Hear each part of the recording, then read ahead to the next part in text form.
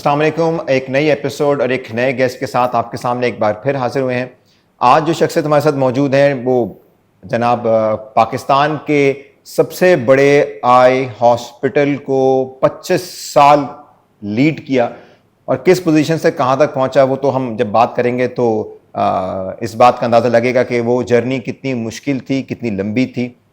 लेकिन मुझे तो इस बात का बिल्कुल फ़ख्र है कि मेरे उस्ताद हैं, लेकिन सर को इस बात का बिल्कुल भी फ़ख्र नहीं है कि मैं सर का शागिर्द हूँ। हमारे साथ आज जो शख्सियत मौजूद हैं प्रोफेसर सैयद फवाद रिजवी साहब। सर अस्सलाम वालेकुम। वालेकुम अस्सलाम। सर बहुत बहुत शुक्रिया, आपने हम दोनों के कहने पे आपने अपना कीमती वक्त जो है वो अब ज़ाया करने वाले चलें सर, बहुत शुक्रिया आपके आने का। और एक पहले सवाल से शुरू करते हैं। माशाल्लाह आप इस वक्त जिस स्टेज पे हैं तो आप एक आइकॉन हैं, ठीक है। लोग देखते हैं, एडमायर करते हैं कि माशाल्लाह पर्सनालिटी, फिर गाड़ियाँ, फिर माशाल्लाह घर बहुत अच्छा। तो यहाँ तक पहुँचने में अगर हम इसको रेट्रोस्पेक्टिव देखें तो हम दो सेक्शन में अगर डिवाइड करेंगे, जब स्कूलिंग शुरू हुई आपकी तब से मेडिकल कॉलेज, और फिर मेडिकल कॉलेज के बाद यहाँ तक पहुँचने में कितना सफ़र था, कितनी मुश्किलात थी। क्योंकि लोगों को लगता है कि शायद जैसे आप इस वक्त हैं तो शायद शुरू से ऐसे ही शायद होंगे और ऐसे ही थे, या क्या वाकई ऐसे ही थे। तो ये ज़रा सा बताएं ताकि लोगों को पता चले कि यहाँ तक पहुँचने में कितनी मेहनत लगती है। अच्छा फरहान, पहली बात तो ये कि मुझे बड़ी खुशी हो रही है, तुमसे बहुत सारे दिनों बाद मुलाकात हो रही है। बहुत शुक्रिया ठीक है। सर। सेम और शाह, बहुत सारे शागिर्द ऐसे होते हैं जो उस्ताद से आगे चले जाते हैं। अरे सर नहीं सर, तो बिल्कुल ये नहीं। शागिर्दी उस्तादी तो अपनी जगह पर है, बहुत अच्छी बात है। लेकिन अल्हम्दुलिल्लाह I am so happy to see you both of you कि आप लोग अपनी ज़िंदगी में बहुत कामयाब हैं।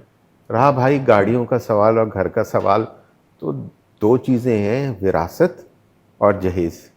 ये तो दोनों चीज़ों में ये माल तो मिल सकता है ना सब। हाँ, मज़ा वो है कि जो आपने खुद कमाया हो। बिल्कुल। अब सवाल यही है, तो क्या आप देखो, किस कैटेगरी में फॉल करते हैं? यार वो हम लोग जब मेडिकल हिस्ट्री लेते हैं ना तो उसमें सोशियो इकोनॉमिक स्टेटस लिखते हैं। सही। तो मेरा तो सोशियो इकोनॉमिक स्टेटस पुअर तो नहीं था, लेकिन वो भी नहीं था जिसे आप कहते हैं मुतवस्सित। तो मैं नॉट बिलो द लाइन भी बिल्कुल नहीं था, अबव द लाइन तो ऑब्वियसली नहीं था। लेकिन ये कि देखो, मेरे वालिद का इंतकाल बहुत अर्ली हो गया था। I was in class 6। तो मेरी वालिद टीचिंग में थी, प्रोफेशन में। उन्होंने, हम 3 भाई थे, उन्होंने मेहनत करके हमको आगे बढ़ाया। तो शायद मतलब यानी वजह से या शुरू से एक आदत थी कि वी वर सेल्फ मेड। अच्छा, जब सेल्फ मेड होते हैं ना तो फिर आदमी को अफसोस भी नहीं होता अपनी फेलियर्स का। इसलिए अफसोस नहीं होता फेलियर्स का, उसको पता होता है कि यार मैं तो इससे बुरे हालात से आ रहा हूँ, तो मुझे और आगे बढ़ना है। सो ये वो एक मतलब जर्नी थी जिसमें मुझे याद है कि ऑब्वियसली स्कूल गोइंग एज से लेकर किस तरह से मेडिकल कॉलेजेस में हुआ। अच्छा, उस ज़माने में तो आपके मेरिट्स होते थे तो मेडिकल कॉलेज में होता था एडमिशन। बिल्कुल। फॉर्चुनेट हम लोग बीइंग मेल्स ये थे कि मेल्स की सीट ज़्यादा थी जी। वो तो हम जब पढ़ रहे थे मेडिकल कॉलेज में तभी ये फैसला आ गया कि जो है वो जेंडर बायस नहीं होगा। फिर उसके बाद फीमेल्स बहुत ज़्यादा आने लगी उसके अंदर, फॉर वट एवर रीज़न। तो एक ये एडवांटेज था, अदरवाइज़ तो मेहनत तो करनी पड़ती है यार। और क्योंकि मेरी वालदा जो थी वो एक उस्ताद थी, टीचर थी, तो हमें डंडे भी पड़ते रहते थे पढ़ाई के पॉइंट ऑफ व्यू से। तो वो स्ट्रिक्ट चेक भी होता था कि मतलब भाई वो इन लाइन पे जा भी रहा है, ये लाइन से इधर उधर तो नहीं कर रहा, सोए हुए तो नहीं कर रहा।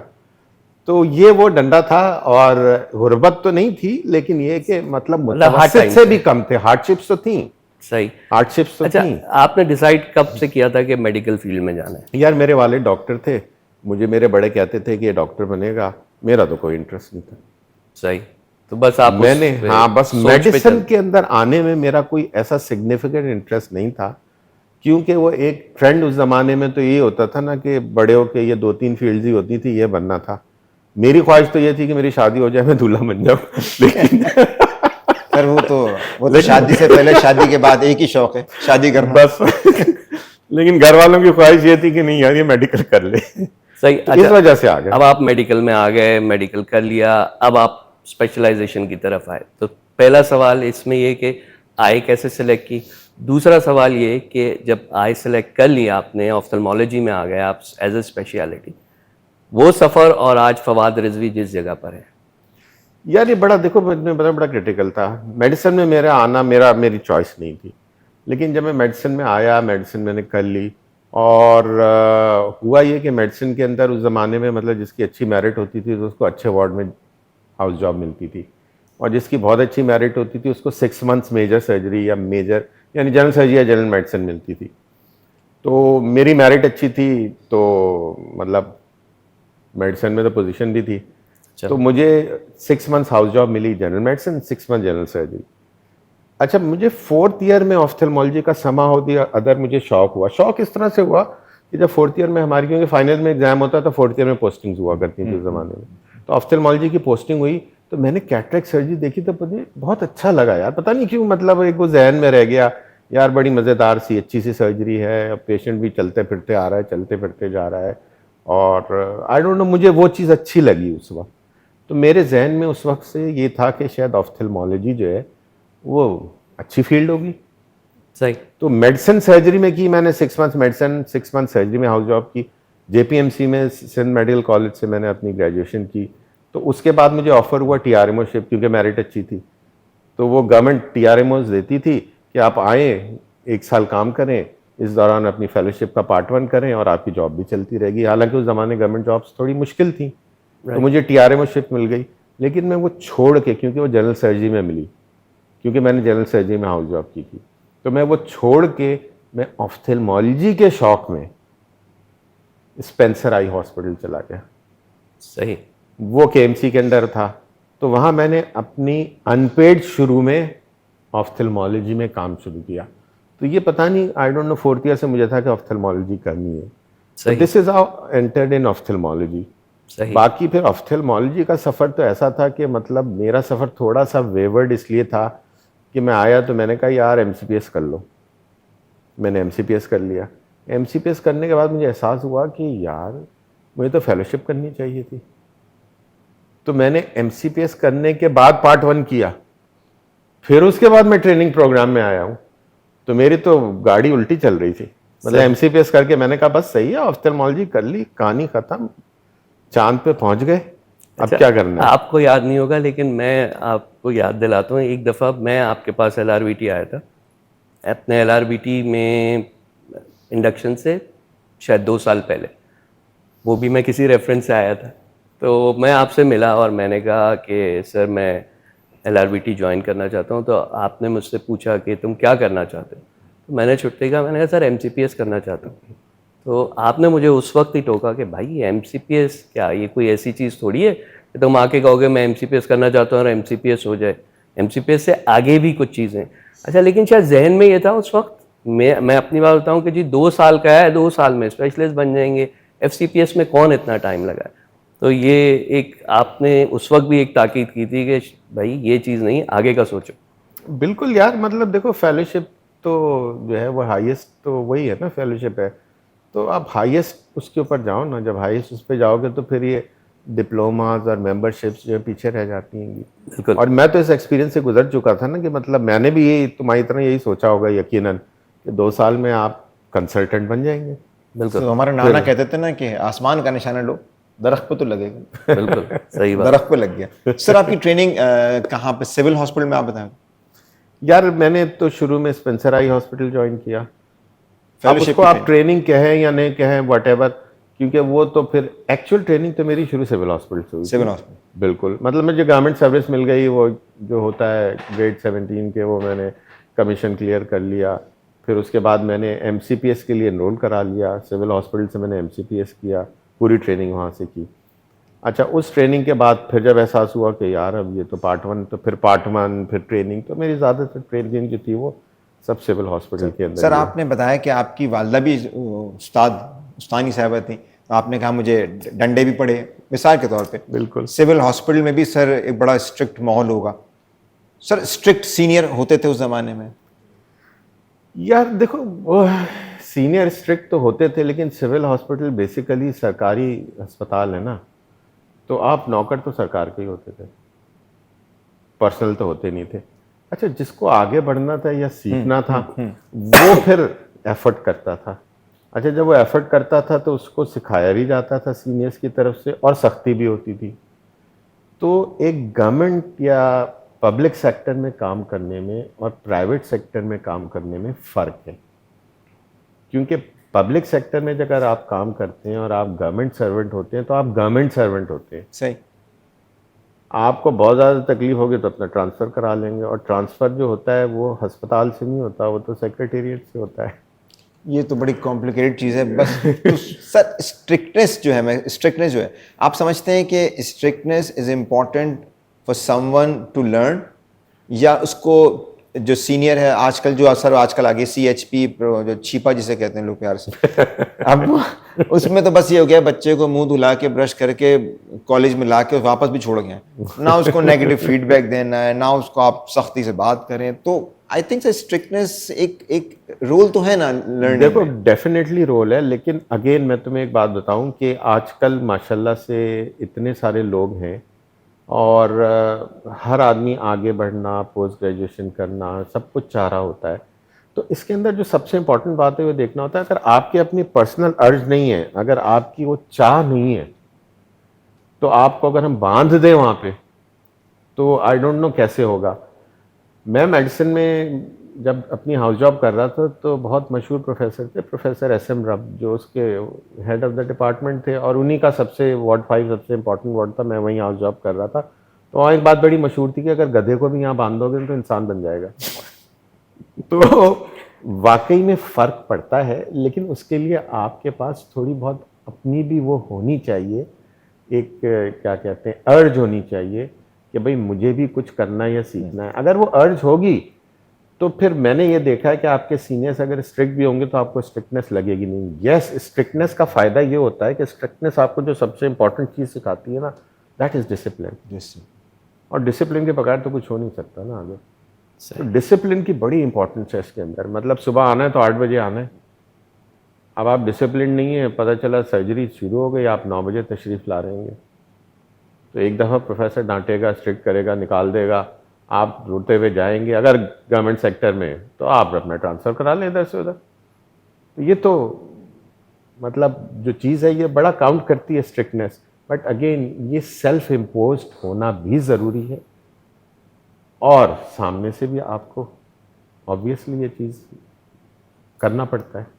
अच्छा चलें सर, मैं ज़रा दोबारा वापस अपने पिछले सवाल की तरफ जाऊँ। आप जब ट्रेनिंग आपकी हो गई, आपने FCPS कर लिया, अब आपने बैलेंस कैसे किया अपनी फैमिली लाइफ को और अपने काम को? क्योंकि हमें पता है कि आपके जो वर्किंग आवर्स हैं वो 12 आवर्स से बाज़ दफ़ा ज़्यादा ही होते थे। आप घर से निकले हैं सुबह, शायद 12 घंटे 14 घंटे बाद ही वापस घर जाते थे, और ये डेली रूटीन थी सालों, शायद आज भी हो, लेकिन अब आप उसको बैलेंस कैसे कर रहे थे? यार देखो, सच बात यह है कि आपकी फैमिली लाइफ जो है ना, शुरू में अगर आप अपना कैरियर बनाने के चक्करों में हैं तो आपको मेहनत तो करनी है, आपको टाइम भी देना है, तो कॉम्प्रोमाइज़ तो होती है ये। राइट। अब अगर आपकी फैमिली लाइफ कॉम्प्रोमाइज़ होती है ना, तो ये डिपेंड करता है आपके लाइफ पार्टनर पे। बिल्कुल, उनका ठीक है? साथ है सही तो कि उनका साथ है। मतलब हमारे एक, तुम जानते हो इदरीस साहब को? जी जी जी, तो इदरीस साहब ने मुझसे कभी कहा था कि ये देखना होगा कि आपका लाइफ पार्टनर कितना स्टूपिड है। सॉरी टू से। तो अगर आपका लाइफ पार्टनर आपको समझ रहा है तो आप यकीनन, और सपोर्टिव है, तो यकीनन आपको सपोर्ट मिलेगी इन योर कैरियर बिल्डिंग। और यार देखो, कॉम्प्रोमाइज़ तो होते हैं। अच्छा, सब कॉम्प्रोमाइज़ क्या होता है? बेगम से ज़्यादा बच्चे कॉम्प्रोमाइज़ होते हैं। बिल्कुल, तो यही था ना कि फिर वो, क्योंकि बच्चे तो समझ नहीं रहे ना, मतलब जाहिर है फिर वो कॉम्प्रोमाइज होता ही है, फैमिली थोड़ी बहुत तो शुरू में। कॉम्प्रोमाइज़ तो होती है, लेकिन अब अगेन उसकी भी एक लिमिट होनी चाहिए। अगर आप टोटल कॉम्प्रोमाइज़ कर लें और तो फिर बड़ा मुश्किल हो जाएगा। तो बहुत सारी जगहों पे यस, आपको पीछे आना पड़ता है, थोड़ा सा आपको करना पड़ता है, लेकिन ऑब्वियसली देखो, हमारे और तुम्हारे एज में ये कि अब चलो हम किसी स्टेज पे पहुंच गए, यू आर स्टिल अभी स्ट्रगल कर रहे हो, तो इस एज के अंदर थोड़े बहुत कॉम्प्रोमाइज़ तो फैमिली होती है। द रीज़न बीइंग दैट कि जो कुछ आजकल दुनिया में जो आपसे एक्सपेक्ट किया जाता है कि आप एक्सेलेंस के उस पर जाएं, तो ऐसा नहीं होगा। Excellence right from the day one तो नहीं आ जाएगी। बिल्कुल, बिल्कुल। चलें, आज की पॉडकास्ट से एक चीज़ और, हमारी बेगमात को एक नया खिताब भी मिल गया, क्योंकि वो भी सपोर्टिव है। नहीं नहीं यार, मतलब बिल्कुल आप With due ऐसे respect. खिताब ना दें, With due वो इस respect. किस्म के खिताब आपको भी दे सकते हैं। सर बिल्कुल, सर हमें तो मिलते ही हैं। नहीं सर, वो बल्कि अक्सर तो हम में से वो लोग होते हैं जब उनकी शादी हो रही होती है तो वही वाली बात है ना कि मेरी गाड़ी हो, मेरा अकीका हो, मेरे बच्चे का अकीका हो, स्पॉन्सर्ड बाय अब्बू, तो ये तो चल रहा होता है। सर आपने 2 शौक बताए, एक ऑप्थेल्मोलॉजी का, आपने कहा था मुझे शौक था शादी का, तो पहले शौक आपने कौन सा पूरा किया था? यार मैंने, देखो पता क्या, मैंने तो शादी का शौक पूरा कर लिया था। उसकी वजह ये थी कि मैंने एमसीपीएस पहले कर लिया था, सही। फिर पता चला यार ये तो कुछ भी नहीं है। फिर मैंने पार्ट 1 किया, फिर पार्ट 1 के बाद मैं तो ट्रेनिंग में था तो मेरी शादी हो गई। और उस जमाने में हम कहते थे कि एफसीपीएस के 3 पार्ट जी। होते हैं, शायद तुम्हें याद भी हो। जी सर, पार्ट पहला 3 पार्ट 1, फिर पार्ट 2 और फिर पार्ट 3 शादी। शादी होती तो है। मैंने पार्ट 3 पहले कर लिया, वो आसान था शायद। पार्ट 2 बाद में किया। अच्छा, वक्त के साथ, उम्र के साथ हम बहुत सारी चीज़ें पे हमारा यकीन भी होता है, अकीदा भी बनता है। ये जो शादी वाला सिलसिला है, क्या अब आपको लगता है कि जो कहते हैं आसमान पे जोड़े बनते हैं, वो बात हकीकतन सही है या हमारी कोशिशें काम आती हैं? यार देखो, मैंने और तुमने काफी इश्क करके देख लिए। सर मैं तो बिल्कुल इसीलिए सवाल कर रहा हूँ कि कोशिश करने के बावजूद जब कुछ ये ना हो बताओ, तो फिर- कामयाबी हुई? नहीं, तो हम जो चाह रहे थे वो हुआ?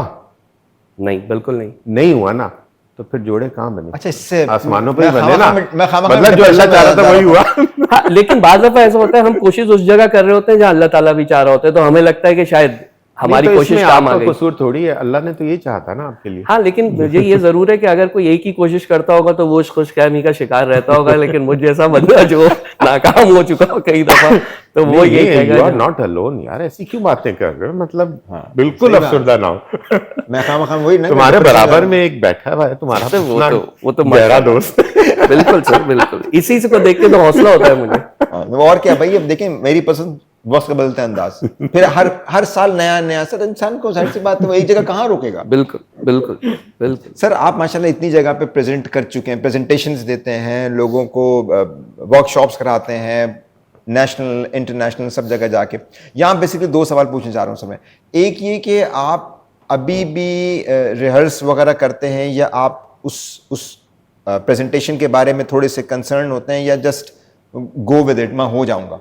और दूसरा सर ये, कितने जाने के बाद आपको लगता है कि हमारी एक्सपर्टीज अबाउट द सर्जरीज वो सेम है एज पर इंटरनेशनल प्रोटोकॉल्स, या हम लोग अभी भी डेफिशिएंट हैं, और हैं तो क्या चीज़ें हमारे अंदर कम? यार देखो, जहाँ तक प्रेजेंटेशंस का ताल्लुक है, प्रिपेयर तो करना पड़ता है। एक बात होती है प्रिपरेशन, वो आपको करनी पड़ेगी। अच्छा, हमारी जो प्रेजेंटेशंस होती हैं ना, वो ज़्यादातर तो साइंटिफिक होती हैं या हमारे सब्जेक्ट से रिलेटेड होती हैं जी।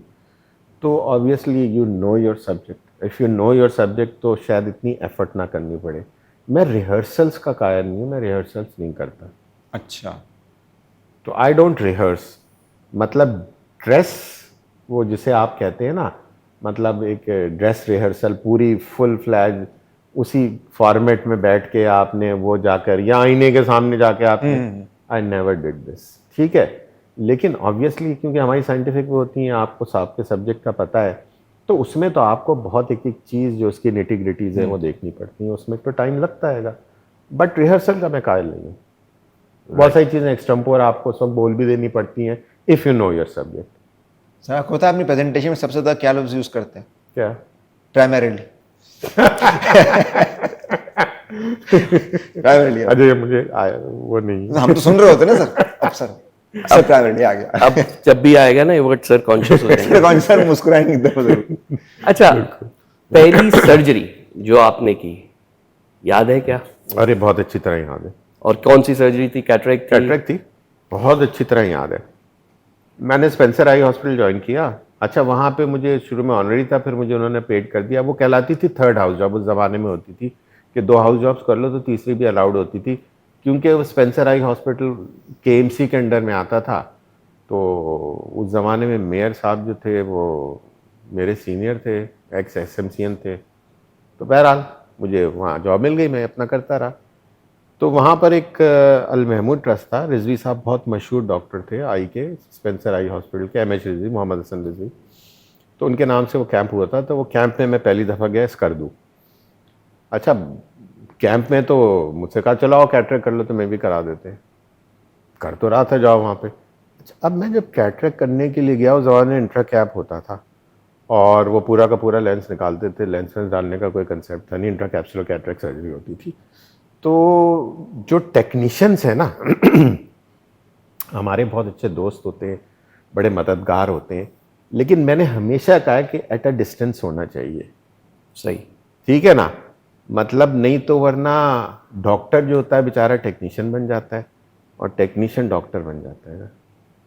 तो आज मतलब मेरे नेक के ऊपर बाकायदा सांसों की वो आ रही थी, एक टेक्नीशियन इधर था एक टेक्नीशियन उधर था, कि देखें डॉक्टर साहब क्या करते हैं। वो मेरा पहला ही कैटरेक्ट सर्जरी थी। अल्लाह का शुक्र है वो कैटरेक्ट सर्जरी सही हो गई। लेंस उस जमाने तो पूरा लेंस बाहर निकालना होता है ना, लेंस बाहर आ गया और 80 जो ब्लू कलर के 80 सूचर्स थे मोटे मोटे, वो हम लगाया करते थे। अच्छा, लूप बना के निकालते थे। तो वो मतलब कैटरेक्ट बाहर आ गया, विट्रस नहीं आया और टांके लगाने की नौबत आ गई। जब ये हो गया तो मैं ये घूमा एक टेक्नीशियन के पीछे, मुझे मेरे बिल्कुल यहाँ नाक के गले पे ना सांसें ले रहा था। मैंने कहा हाँ भाई ठीक है ना, आप यकीन करें वो मेरा पहला कैटरेक्ट सर्जरी थी, वो मेरी पहली सर्जरी थी। माइनर सर्जरी छोटी मोटी तो हम कोई ऐसा इशू नहीं था। तो उसके बाद मुझे कॉन्फिडेंस भी आया और वो मुझे आज तक याद है। और फिर वो टेक्नीशियंस कभी मेरे करीब ही नहीं आए। उन्होंने कहा यार क्या इसके ऊपर प्रेशर डालना, कैटरेक्ट कर लिया बस कहानी खत्म। अंडर सीसीटीवी कैमरा पे उस जमाने सीसीटीवी कैमरा तो नहीं था ना, वो 2 सीसीटीवी कैमरे थे तो जिनका मतलब फुल फोकस मुझ पे था। और सीसीटीवी में तो कर क्या रहा है, खाली देखा तो फीलिंग भी, सांस की गर्माहट भी आ गया। नया नया बच्चा था, पहली सर्जरी कर रहा था और कैंप में तो कहते चलो तुम बैठ जाओ, चलो निकालो तो उसका तुम कैटरेक्ट। वो हमारे कर आप कैटरेक्ट रहे थे लेकिन फीलिंग कुछ और आ रही थी सांस की वजह से। ना ऐसा लग रहा था जैसे कोई अल्लाह माफ करे पाकिस्तानी फिल्म चल रही है, उसकी शूटिंग हो रही है हीरो हीरोइन की, मैं मोतिये का ऑपरेशन कर रहा हूँ और वैसे ही टेंशन में पहली सर्जरी। बिल्कुल और बिल्कुल जूनियर मोस्ट। अच्छा सर, कोई ऐसी कोई याद जो बहुत याद आती हो किसी की भी, मतलब बचपन के दोस्तों की या कोई और शरारत की? देखो याद तो अभी तक आती है, बता नहीं सकता। बचपन की कहो तो बता देता हूँ मैं तुम्हें सर, बहुत कुछ यादें। लेकिन सर वो जो याद आती है वो एक ही याद बार बार आती है या मुख्तलिफ आती है जो बता नहीं सकते? नहीं, याद तो देखो एक ही आती है लेकिन मुख्तलिफ अंदाज में आती है। सही। नहीं बहुत हो गया, बस सही, बुरी बात है मतलब। चले सर आप। अच्छा सर, आप माशाल्लाह दिहाइयों आपने हेड किया ऐसा इंस्टीट्यूट जो जहां पर आप गए तो सिर्फ कैटरेक्ट था।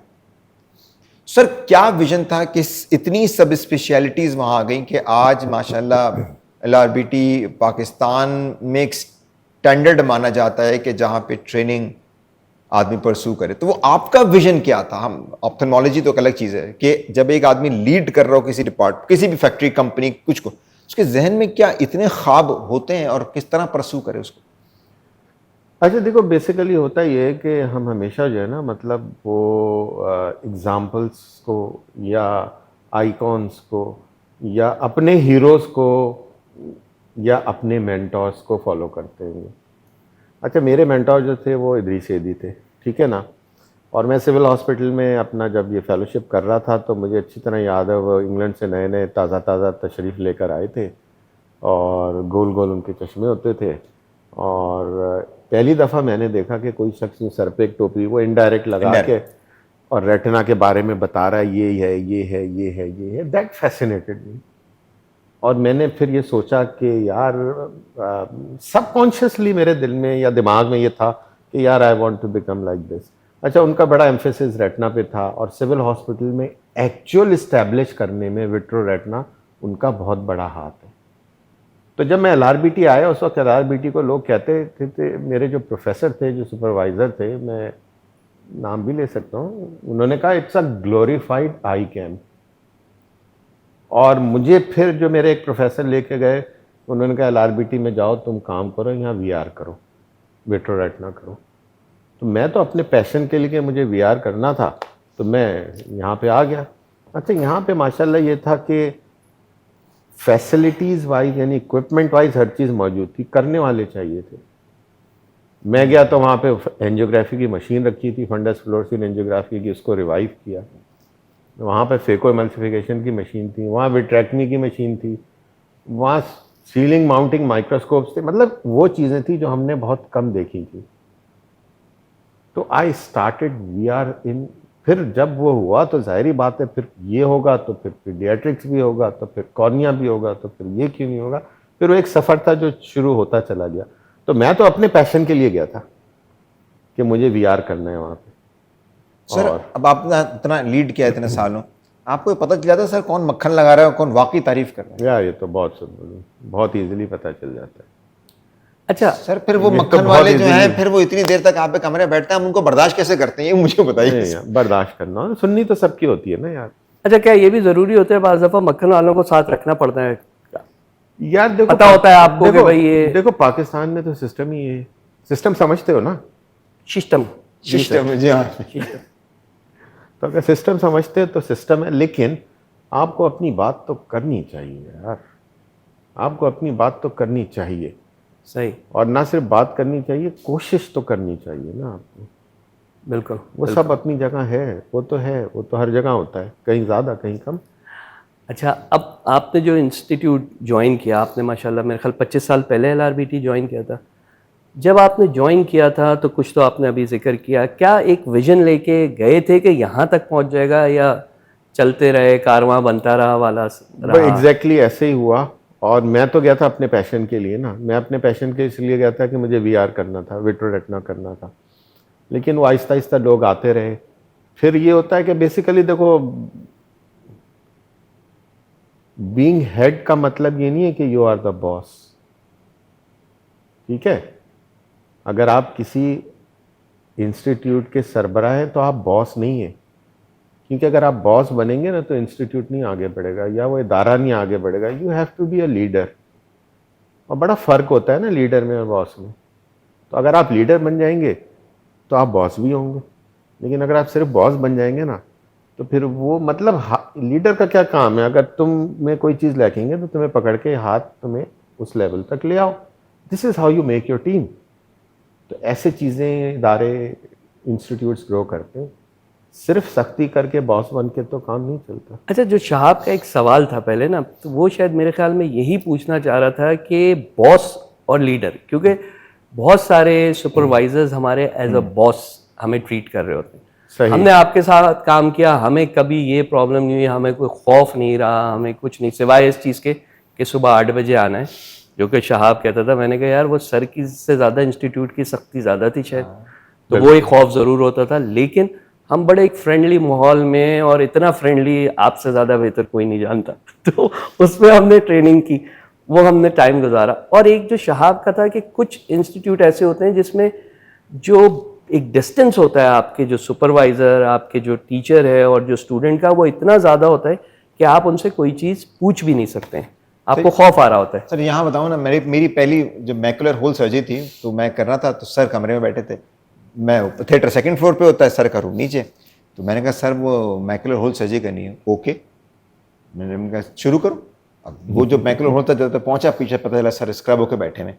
मैंने कहा सर, अच्छा सॉरी सर मैं करके दिखाऊंगा। सर अपने स्टाइल में, जब जरूरत हो तो बुला लेना। सर यूं कर रहे हैं। अच्छा अब सर का अब मुझे किसी ने बताया भी नहीं कि सर पीछे बैठे हैं, तो मैं तो सर्जरी की तरह बातें भी कर रहा होता हूँ। तो फिर सर वही बात करना चाह रहा हूँ कि हम लोग क्या करते हैं, बच्चों को बोलते हैं ठीक है जाके कर लो, और हम वहां पर मौजूद या उसके पीछे बैठे हुए नहीं होते। तो वो जो लीडर वाली बात थी शायद अब समझ में आ रही है कि ये लीडरशिप थी। यार देखो बात दरअसल ये है ना कि वो अपना, आप जैसे सर्जरी कर रहे हैं और मैं अगर आपका सुपरवाइज़र हूँ, जिम्मेदारी तो मेरी है, लेकिन तुम प्रैक्टिकली करोगे तो तुम में कॉन्फिडेंस भी आएगा और तुम सीखो भी। जहाँ गलत जा रहे हो, मैं बैठा हूँ देख रहा हूँ कि भाई यहाँ गलत जा रहे हो, ये नहीं करो, ऐसे कर लो, यूं कर लो, और जहाँ तुम्हारे बस से बाहर हो वही हम हैं पीछे। सर एक दफा आपने मुझसे कहा था कि when you will be on top you will be all alone.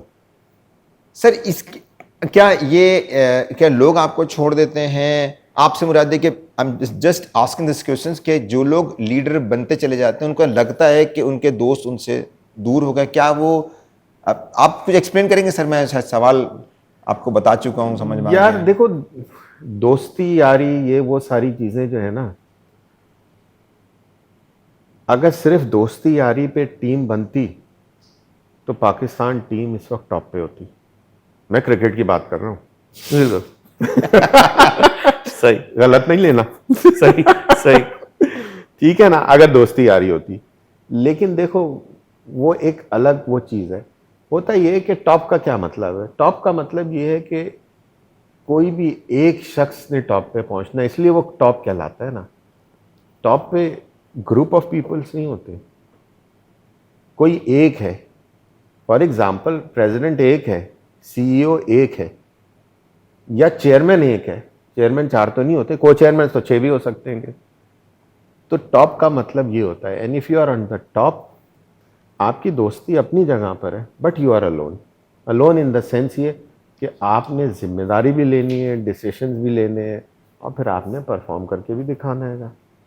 So this is how you are alone. मतलब वहाँ दोस्तियाँ यारियाँ और ये सब चीज़ें इतनी चलती नहीं है। अच्छा, उसकी वजह एक और भी जी, है। जी। उसकी वजह ये कि नीचे आपसे जलने वाले भी बहुत होते हैं। हाँ, बिल्कुल बिल्कुल, ये तो। अच्छा, जो आपका अगर कभी टाइम मिल जाता है, स्पेयर टाइम कभी, तो क्या एक्टिविटीज़ आपकी होती हैं, या हॉबी कह लें, एक्टिविटी कह लें? यार उम्र के साथ हॉबीज़ और एक्टिविटीज़ चेंज होती चली जाती हैं, ठीक है ना। कभी आपका शौक होता है कि आप डाइटिंग करें, जॉगिंग कर लें, और आप ट्रेडमिल ले लें, फिर उस पर कपड़े सूखते रहते हैं बाद में। सही। तो इट ऑल डिपेंड्स। अब अगर मेरी कोई हॉबी है, अच्छा मुझे जो है ना पुरानी पाकिस्तानी फिल्में बहुत पसंद है, सही। तो या पुराने पाकिस्तानी ड्रामा। तो मेरी अब जो आप इस एज में अब आकर इस स्टेज पे आप ये कहें कि मेरी हॉबी है कि मुझे उसमें ज़्यादा मुझे एक इंटरटेनिंग relaxation लगता होती है, रिलैक्सिंग लगता है। अपार्ट फ्रॉम द फैक्ट के पहले कुछ और थी हॉबीज, या ये वक्त के साथ एज के साथ चेंज होती रहती अभी हैं। ट्रैवलिंग का शौक है यार देखो ट्रैवलिंग मैंने इतनी कर ली ना कि अब वो कि है अभी सब। वो रिसेंटली वो हमारा एक रॉश का था, मैं रॉश के बोर्ड पर हूँ। अभी डेनमार्क जाना था, मैं गया नहीं हूँ पहले। मैंने कहा नहीं यार मैं नहीं जा रहा, पूरे उसमें 4 दिन सफ़र बहुत हेक्टिक है, ये सारी चीज़ें। तो अब इतना शौक नहीं है ट्रैवलिंग। ट्रैवलिंग मैंने बहुत की है। मतलब अब ये है कि अगर आप फारिग हैं तो घर पे बैठ के रिलैक्स करके I'll मूवी prefer- देखेंगे, वो I'll आप prefer। प्रेफर करते बहुत सारे लोग कहते हैं, मतलब तुम्हें तो आइडिया होगा हमारे साथ कितने सारे एफिलिएशंस हैं, मेडिकल जी हाँ। क्या कहते हैं, फार्मास्यूटिकल, उनकी सर डिनर ये है वहाँ। I would prefer to go home, have dinner with my wife, जो मेरे अब गैर शादीशुदा बच्चे रह गए उनके साथ। डिनर करें, थोड़ी सी फाइट करें, हाँ ना, मतलब फिर वो दोबारा से energetic वो हो अगले ज़्यादा दिन के लिए। वो ज़्यादा अट्रैक्ट करती है चीज़। अच्छा, एक हमें इसी से डिनर से बात याद आई, बारसूख ज़राए से हमें पता चला था कि आपकी 25th एनिवर्सरी थी और आप काम में इतने बिजी थे, और आप जब घर पहुंचे और आप अपनी बेगम को लेके निकले डिनर के लिए, तो उस वक्त कोई रेस्टोरेंट खुला यार नहीं ये मिल रहा था। कौन है, ये पहले तो ये बताओ कि कैसे पता चला। आप सर आपकी 25th में आया था और इतनी एम्बेरसमेंट हुई थी, सर ने मुझे कमरे बुलाया, कह रहे हैं शाहब वो आप हमारे साथ डिनर कीजिएगा उस दिन।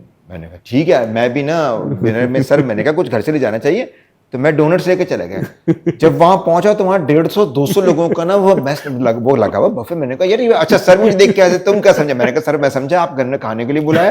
तो उस दिन सर के साहबजादे ने बताया था कि शुरू में शायद शुरू की कोई एनिवर्सरी थी, आपके साहबजादे ने इस बात का बिल्कुल बिल्कुल ऐसे ही था। घर का भेदी लंका ढाए वाली बात। और अच्छा उस दिन ये हुआ था कि क्योंकि मेरी ओएसपी से इन्वॉल्वमेंट भी बहुत थी, तुम्हें पता है ना, मतलब सेक्रेटरी, प्रेसिडेंट, ये वो वाला जो कुछ भी था। तो हमारी ओएसपी की मीटिंग थी, शायद कैर ऑफ होने वाली थी, और वो मीटिंग में देर हो गई। फिर उसके बाद जब मैं घर पहुंचा तो जाहिर बात है मेरी एनिवर्सरी थी। फिर हम जहाँ हमने जाना था, जो बुकिंग कराई थी, वो टाइम ख़त्म हो गया। फिर कहीं और गए तो हालात अच्छे नहीं थे। मतलब फिर हालात खराब होते चले गए। मतलब काफ़ी दिन खराब रहे। चले सही। कोई रैपिड और फायर की तरफ जाएं अब हम। एक बस सर, हाँ। सक्सेस की आपकी नज़र में क्या डेफिनेशन है? तो मेरे ख्याल में परसिस्टेंस, मुस्तकिल मिजाजी। क्योंकि फेलियर्स तो आएंगे यार, राइट। सेटबैक्स भी आएंगे, फेलियर्स भी आएंगे। फिर आप अपने आप को असेस कर लो, यार मेरी ये वो नहीं थी इस, फिर सही ऑलवेज ट्राई अगेन। सो परसिस्टेंस जो है दोबारा मेरा तो देखो, मेरा जो वो है ना, जो स्टार है, I don't believe in stars, Capricorn है। सही। अच्छा कैप्रिकॉन का जो प्राइमरी वो है, वो तो वो है ना पहाड़ी बकरी जो है, तो ultimately it reaches the top, ultimately it reaches the top. तो maybe I am a true Capricorn. तो वो तो सारी जिंदगी अभी भी चलती रहेगी। अभी मतलब क्या कहते हैं, मेरे सिर्फ एम्स चेंज हो जाते ना कि अब मुझे अब ये इस्टेब्लिश करना है, अब ये इस्टेब्लिश करना है। सो ये सारी परसिस्टेंस तो है, गोल्स चेंज होते रहते हैं, आगे पीछे दाएं बाएं होते रहते हैं, लेकिन ये कि लेकिन इंसान को कभी मायूस नहीं होना चाहिए, बस कोशिश सवाल करता रहना। क्यों यार, बिल्कुल भी नहीं होना चाहिए। गोल चेंज नहीं करना चाहिए, the way to reach your goal change करना। हाँ, वो मतलब उसमें सेटबैक भी होते हैं, ऐसी बात नहीं है। कभी कभी एक कदम पीछे आके फिर 2 कदम आगे भी जाना होता है। तो ये सारी चीजें तो होती हैं, ये और सारी सर चीजें तो हैं। कामयाबी की कोई शॉर्टकट नहीं है, ये भी तो यार है। शॉर्टकट तो नहीं है ना। देखो ये देखो मतलब ये वो वाला जहाज नहीं है जो वर्टिकल टेक ऑफ करे, ये तो प्लेटो वाली कहानी है। फिर then you reach the top. Vertical takeoffs तो होते नहीं है। सही। वर्टिकल टेक ऑफ्स का सबसे खूबसूरत जो वो है एस्पेक्ट है, वो क्या होता है, सेकंड्स में आप ऊपर चले जाते हैं। और उसका सबसे बुरा एस्पेक्ट क्या है, उतने ही सेकंड्स में वापस नीचे आ जाते हैं। बिल्कुल। आज उसको का आप टेक होम कामयाबी कहेंगे मैसेज, क्या? सर आज का टेक होम मैसेज ये हुआ कि ग्रेजुअली प्रोग्रेस ग्रेजुअली करते है, रहे वर्टिकल आदमी। टेक ऑफ्स नहीं होते यार, जिंदगी में नहीं होते वर्टिकल टेक ऑफ्स। चले सर, अब इख्तिताम की तरफ है हम, तो एक रैपिड फायर हमारा एक वो है सिलसिला, उसमें हम पूछते हैं। शहाब आप शुरू करें पहले। सर चाय लवर या कॉफी लवर? चाय क्रिकेट- लवर कोई भी नहीं, लेकिन preference is T, preference is T. अच्छा, क्रिकेट या फुटबॉल, दोनों में से? Obviously cricket. और अभी जो फुटबॉल का चल रहा है, कुछ उसमें इंटरेस्ट है आप? यार इंटरेस्ट बहुत है, लेकिन टाइमिंग बड़े ऑड है। कुछ अभी बता सकेंगे आपके ख्याल में कौन जीत सकता है? मेरे ख्याल में मेसी ने जब भी अपनी वो हैट्रिक किया, दैट वाज ब्यूटीफुल। तो वही आपके ख्याल में वो है? इस वक्त तक सबसे अच्छी वही सर है। वैसे ये रैपिड फायर से हट के ना, मैंने कुछ दिन पहले, मैं तो फुटबॉल बिल्कुल भी नहीं देखता है ना, तो मैंने लगाया तो फुटबॉल का मैच खत्म हुआ तो मैं बेगम के पास गया, मैंने कहा कि मैं मैच देखने जाऊंगा। अच्छा, वो शी वाज वेरी एक्साइटेड कि उसको फुटबॉल का शौक। तो कहा वाकई आपको फुटबॉल अच्छी लगी? मैंने कहा फुटबॉल अच्छी नहीं लगी, उसमें जो टीम के बाद लड़कियां हार जाती है ना, उनको कंधा चाहिए रोने के लिए, तो मैंने कहा मैं जाऊंगा। सर तो हार्ट की सोच मतलब मानते हैं या माइंड का? कभी भी दिल की नहीं मानी, जब ही तो बहुत सारी जगहों पे नाकाम हो गए। अच्छा, उस जगह पे दिमाग जो है वो काम कर रहा होता है क्या? दिमाग हर ऐसी वक्त जगह काम पे? कर रहा होता है। जिस दिन आपका दिमाग काम करना छोड़ दे, तो फिर आपको घर पे बैठ जाना कुछ जगह पे ऐसा लगता है ना सर, जैसे दिल ही चल रहा है, दिमाग उस वक्त माऊफ हो गया। नहीं नहीं, दिमाग चलता है तभी तो घर पता नहीं चलता। वरना तो फौरन पता चल जाए कौन से फोल्डर में क्या डालना है। लॉन्ग टर्म में जाकर। आई डोंट नो, मतलब लोग कहते हैं कि दिल के वो कामयाब होते हैं, लेकिन दिमाग के फैसले ज्यादा कामयाब होते हैं। अच्छा, क्लिनिक करना, ओपीडी करना प्रेफर करते हैं या सर्जरी? अब यार सर्जरी में अभी तक तो मेरा दिल लगता है बहुत, सही। अभी तक तो बहुत दिल लगता है, जब तक हाथ चल रहे हैं अल्लाह ताला ने कोई ओपीडी हिम्मत में दी। ऐसा लतीफा वाकया या कोई पेशेंट का ऐसी बात या कोई सवाल जो आपको अभी तक याद आता हो कि यार ये पेशेंट? यार ओपीडी जो है ना, मतलब बेसिकली देखो, अपना ओपीडी में क्लिनिक में बैठे, it's an art, it's not a science. मतलब आपने पेशेंट हैंडल करना, इट्स एन आर्ट। अच्छा, इस आर्ट की मजबूरी ये है कि until and unless you know your science, you can not practice art. अगर आपको मोतिये का नहीं पता है, तो आप मरीज को, सामने वाले को क्या बताएंगे? तो सामने ऐसे बहुत सारी दफा होता है, ऐसे ऐसे मरीज सवाल करता है, मतलब आपने उसकी आंख के अंदर पर्दे का ऑपरेशन करके उसको ओनली आइडे की आंख को दिखाना शुरू कर दिया, वो चलना फिरना देखना सामने पढ़ना शुरू कर दिया, और फिर वो कहे यार मेरी तो आंख से पानी आ रहा है, मेरी तो जिंदगी बर्बाद हो गई। तो आपका क्या दिल चाहेगा? सर ये तो आप बहुत बड़ी सर्जरी की बात कर रहे हैं, इतना आपने कर दिया। अब कैटरेक्ट सर्जरी के बाद भी बहुत 6 विजन के बाद भी लोग ये कंप्लेन कर रहे होते हैं कि इससे पहले तो बेहतर हम पहले ही थे, आंख से पानी आ रहा है। पानी नहीं आता। मतलब ये मेरे ख्याल में तो पता है क्या, इसमें सेग्रीगेशन होनी चाहिए, एक सब स्पेशलिटी होनी चाहिए ऑफ्थल्मोलॉजी में। एक खारिज पानी वाली डॉक्टर होना चाहिए जो कि सिर्फ इन चीजों की ट्रीटमेंट करे, और एक सर्जन हो जाए ऑपरेशन करे और चला जाए। वो बेचारा तो सुनता ही रहेगा, बेचारा खारिज पानी वाला से उस बेचारे को कुछ नहीं मतलब मिलेगा। अलग होना चाहिए बिल्कुल। सर को ऐसी कोई सुपर पावर जो आप चाहते हो कि बस ये मुझे मिल जाए? नहीं यार, सुपर पावर देखो, सुपर पावर उड़ने की, इनविजिबिलिटी की, सुपर पावर या फ्लैश super- वाली देखो, तेजी से 10 super- सर्जरी कर दी 1 घंटे में। नहीं यार, देखो तुमने तो मेरे साथ काम किया है, तुमने कब मुझे देखा कि मैं स्पीड जल्दी या स्पीड में होता हूं? कभी भी नहीं ना। उसकी वजह है, देखो, every good driver is not a fast driver, ठीक है ना।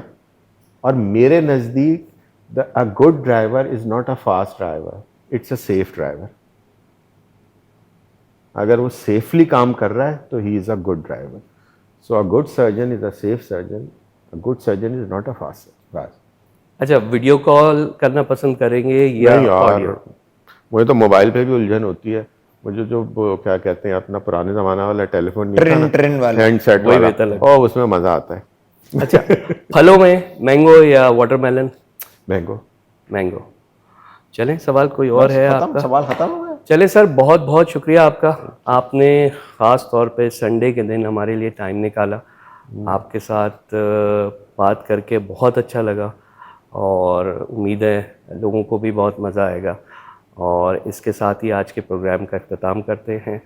और आखिर में हज़रत अली के एक कॉल के साथ कि अगर ज़िंदगी में कामयाब होना चाहते हो, खुश रहना चाहते हो और तरक्की करना चाहते हो, तो हमेशा उन बातों से अपने आप को लाताल्लुक़ कर लो जिससे आपका ताल्लुक़ नहीं।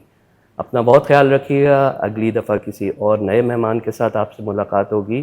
पाकिस्तान जिंदाबाद। Preview.